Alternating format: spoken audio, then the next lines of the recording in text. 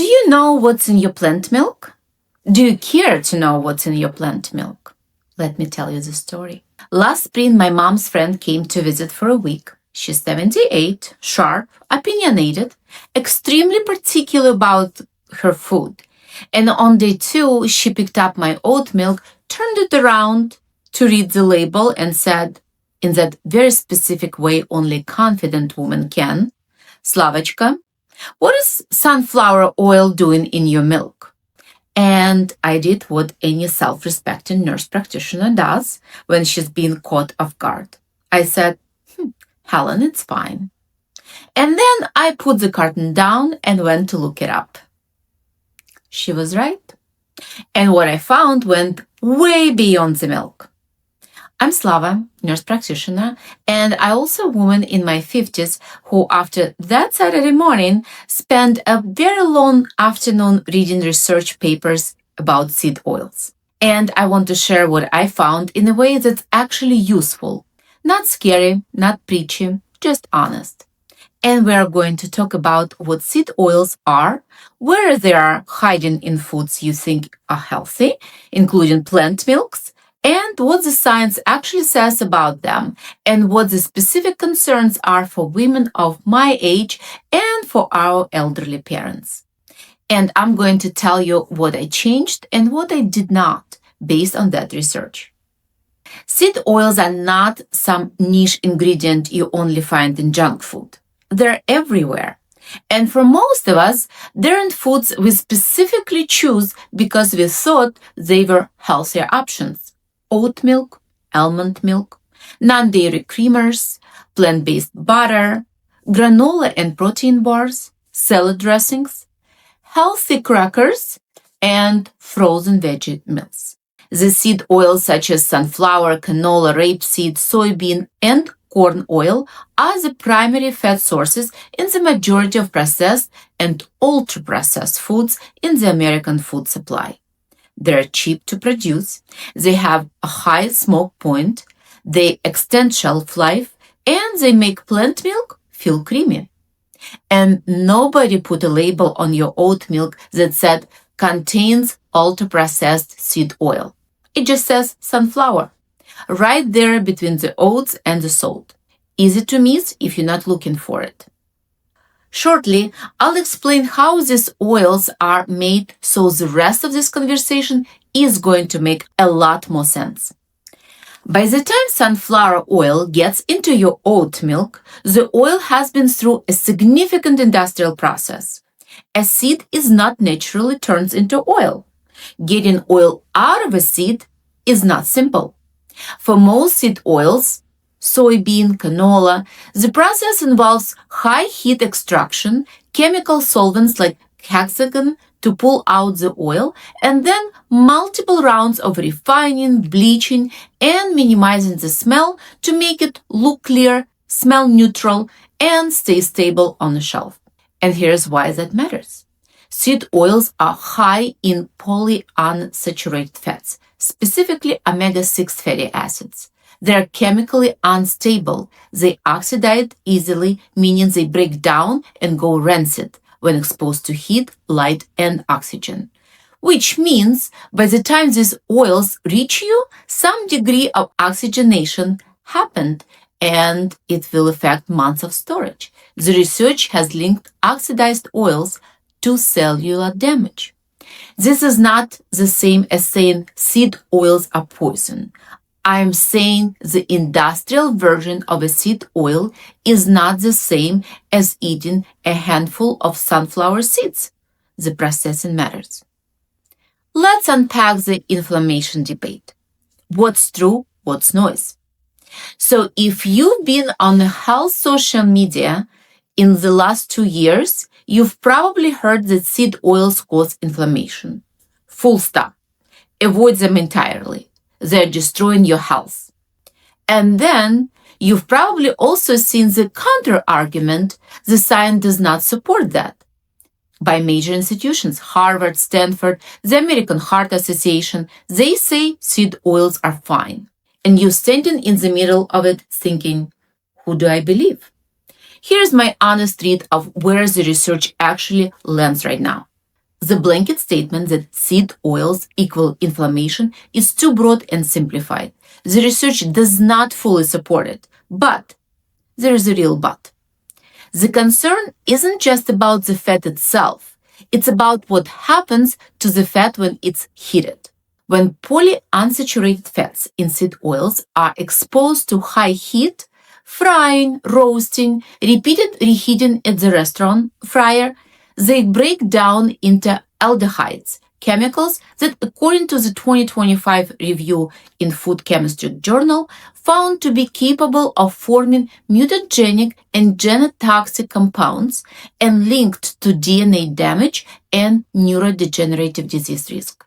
So, cold processed or minimally processed seed oils used sparingly are healthy for you.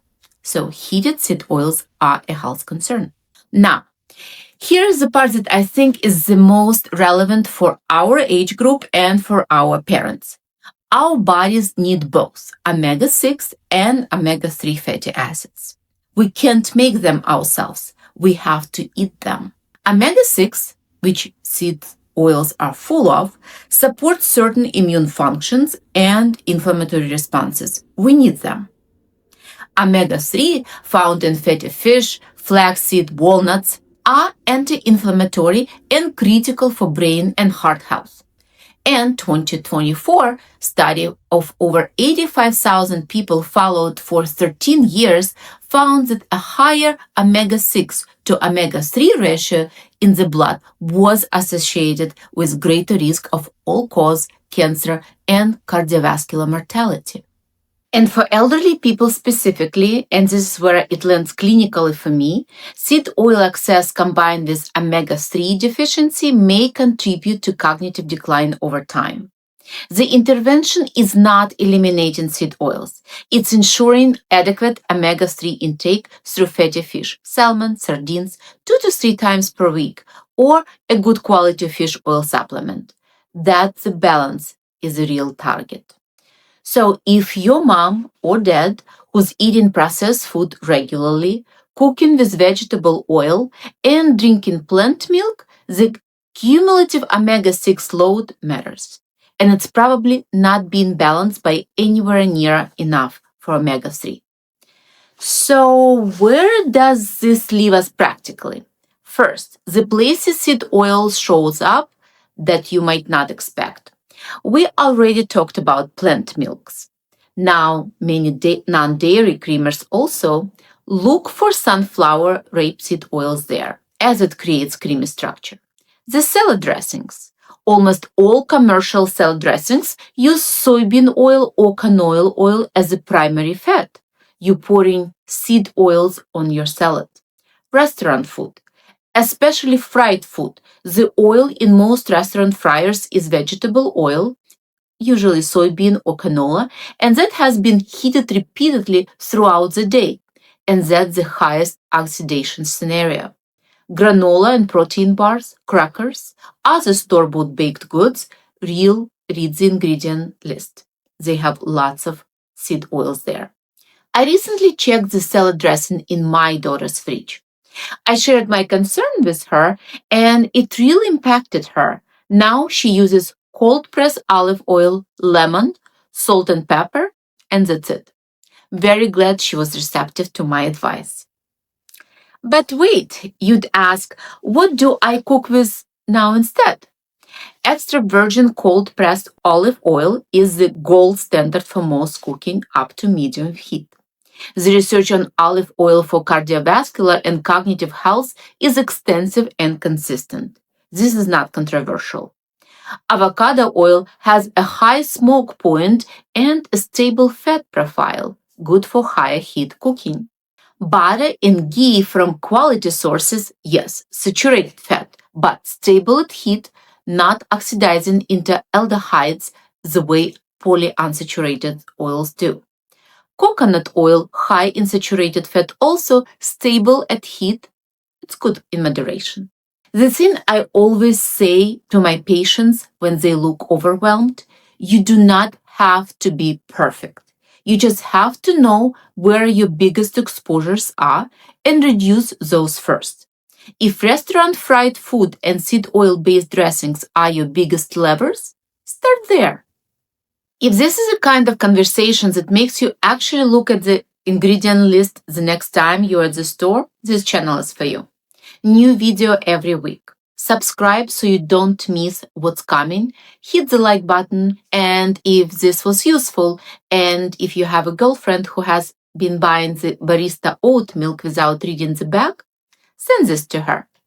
I want to come back to my mom's friend for a second, because after that Saturday morning conversation, I started thinking about what she actually eats every day. She cooks at home, mostly. She doesn't eat much fried food. She uses olive oil, but she also eats crackers with her tea every afternoon.